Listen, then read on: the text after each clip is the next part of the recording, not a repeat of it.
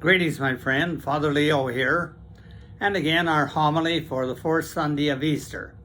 And we are in that in-between time, Easter and Pentecost, when the Holy Spirit comes upon the apostles and there's a breaking out of all of that takes place, which we will read about on Pentecost Sunday.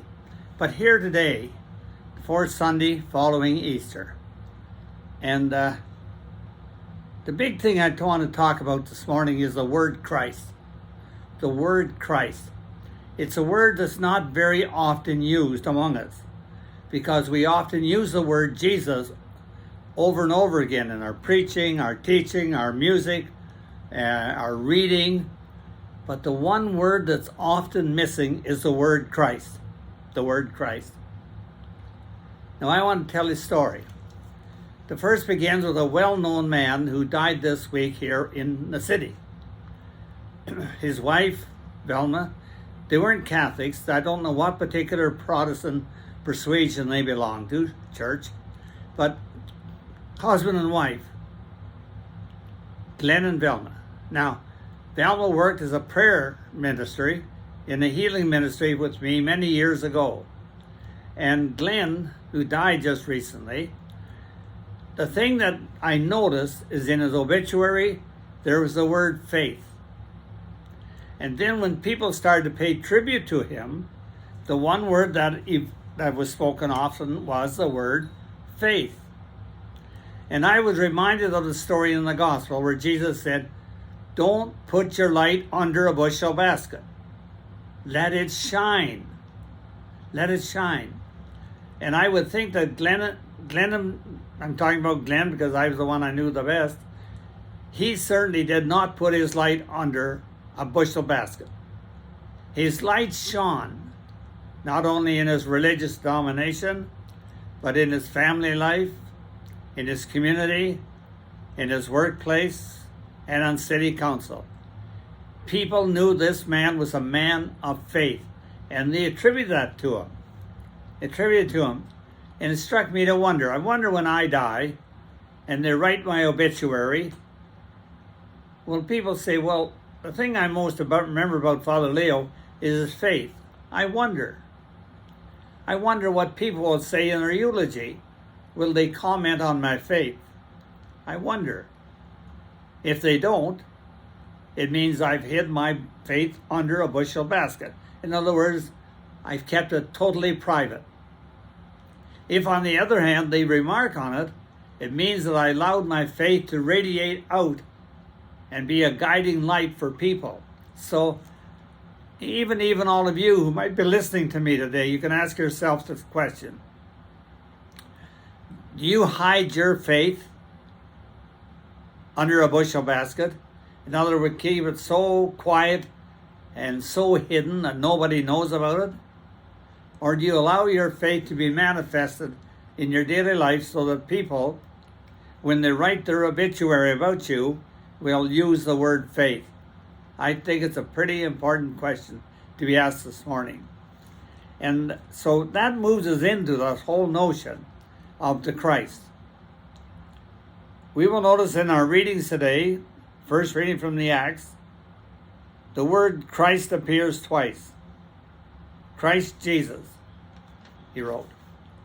And then again, in the reading from Peter, 2 more times, the word Christ appears. And if you were to read the writings, the letters of St. Paul, you would find he used the word Christ around 240 times. I'm not sure of the exact, but around 240 times in his letters, he uses the word Christ. And now you know that Jesus never knew the historical Jesus. As a matter of fact, he was very faithful to his own tradition. And he was, in fact, on his way to Damascus to arrest Christians when he gets a transcendent experience of some kind. It was so overwhelmingly powerful that he was blinded by the light. And after being blinded for a while, the Spirit sends Ananias to him to heal him of his blindness. But that's a powerful story, but it's the metaphor part of it. He couldn't see. And it was when he had that transcendent experience, he's told, it is Jesus whom you are crucifying again. It is Jesus whom you are oppressing. And he said, wait a minute, you're gone, Jesus. Yeah, but the voice said, what you do unto others, you do unto me. That expands it. That expands us now. It's not just a historical Jesus.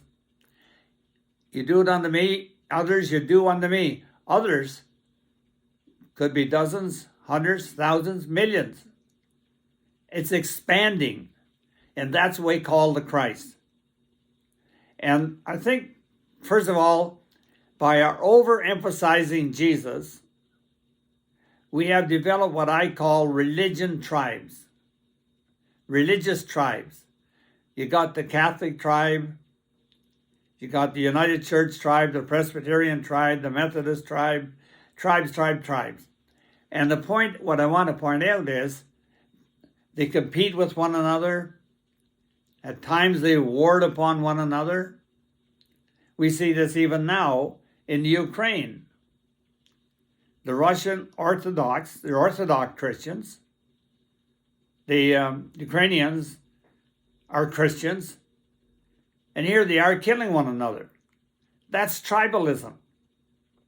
And each one feeling they're doing the will of God. I remember during the Second World War, I was a young man, and when I went to church on Sunday, we always prayed for the Allies, that they would win the war. But you see, to win the war, they had to kill Germans. Then one day I realized that the German people were praying for victory, and for the German people to win a victory, they had to kill the Allies. Christians on both sides killing each other. Doesn't that tell you something about the insanity of it all? Of how we became tribal and warred against each other, competed with each other, discriminated against each other. And so it's over. We're moving into a whole new era of seeing.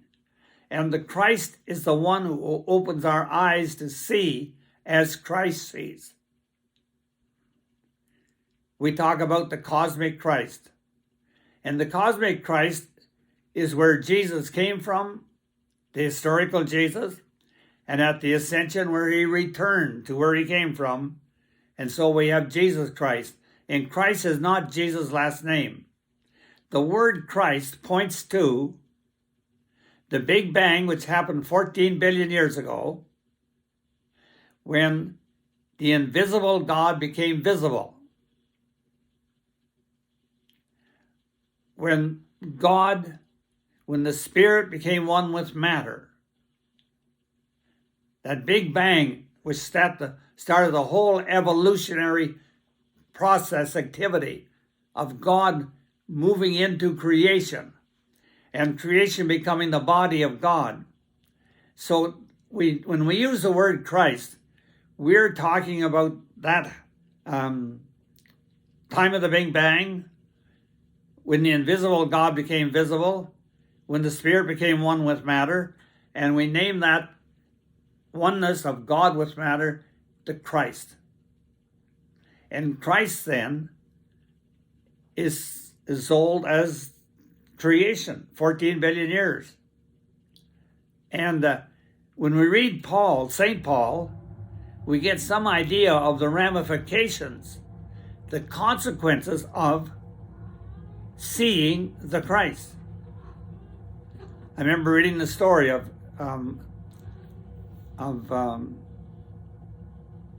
Trappist monk who stood on a street corner in St. Louis, and he had a transcendent experience. He's a Trappist monk, Gethsemane, and he's standing at the corner. He's a mystic, and he suddenly has an experience which he sees beyond the beyond, and realizes he loved everybody on those streets. The hundreds of people walking along the streets, driving their cars. an experience, an expansion of consciousness, whereby he saw a big picture, the big Christ.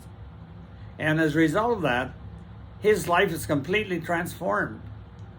He went from the notion of a tribal god, a Catholic monk, to a monk for the world. And he connected with Buddhists, he connected with people of other world religions, and they came together as one, and they all came together as one, the Christ. The Christ. And so this is what I'm talking about today. It's the Christ is the expansion of our consciousness, or the raising of our consciousness. And when we do, then like St. Paul wrote, we put on the mind of Christ. Now keep in mind, keep in mind, your mind is not your brain. Your brain is that physical organ that we have in our head. And it's a wonderful, wonderful thing that we have. But our mind is outside our brain, if you will. It's much bigger, much more able to expand. And so we put on the mind of Christ. And to put on the mind of Christ, and I go to St. Julian of Norwich, who came up with the word oneness. One. And that's really the key to understanding Christ, is to see that all is one. There's no 2, 3, 4, and 5. They are illusions. Illusions of separation. All is one. Julian of Norwich cleared. And so too does St. Paul, putting on the mind of Christ. And even St. Paul went to say in his writing, I live now, not I, but Christ lives in me. So that awakening, that awareness of the indwelling presence of the Christ in which he lived and moved and had his being, and expanded his conscience. St. Paul, you really have to read his writings, and I would suggest between now and Pentecost, read the letters of Paul and meditate on them. Now, Father Richard Rohr has given us, a lot of people say, well, how do I expand my consciousness? How do I wake up? How do I become more aware of the Christ? St. Paul says two things: big love or big suffering. Big love. A lot of people find a big love in nature, where in a very real way, they fall in love with nature. They fall in love with the butterflies, with the trees, with the birds, the mountains, the rivers, the earth, the animals. There's a real falling in love with them. There's a passion for them. A real passion. And it changes their minds, are expanded immensely. And they see the Christ in creation. And then they see the Christ in themselves. In themselves. And in seeing the Christ within them, they then look at the world through the eyes of Christ. And they see a much different world where they're able to love every part of the world, from the smallest to the greatest. From the people they like to the people they don't like. To the people that are like them, the people that are unlike them. It matters not. There is that capacity, that ability to love no matter what. A great love will change you. If you've ever experienced a great love, it can. It has the power, the possibility to awaken us up to see the Christ. The other word that Father Richard Rohr uses is the word suffering. A great love or a great suffering. And you have probably seen people, or maybe you yourself, have gone through a very difficult in your life. It may have been a physical illness, maybe weeks or months in a hospital, or facing surgery or treatments, or it can be mental. It can be depression, anxiety, those dark nights of the soul, we call them, going through terrible suffering. And then if we don't waste the suffering, It can waken us up to see with new eyes to Christ and to put on the mind of Christ, so that we're like St. Paul, are able to say, I live now, not I, but Christ lives in me. I think the big thing that comes out of this is, first of all, the word God. When we only have the historical Jesus, we have a small God. A tribal Jesus, a tribal God, a small God. Small God. And that's just not it. But when we put on the mind of Christ, we have a big God, immense God, a God of the universe, a God of the many universes, and even a God beyond all of them. The uncaused cause, as St. Thomas Aquinas called it. The uncaused cause.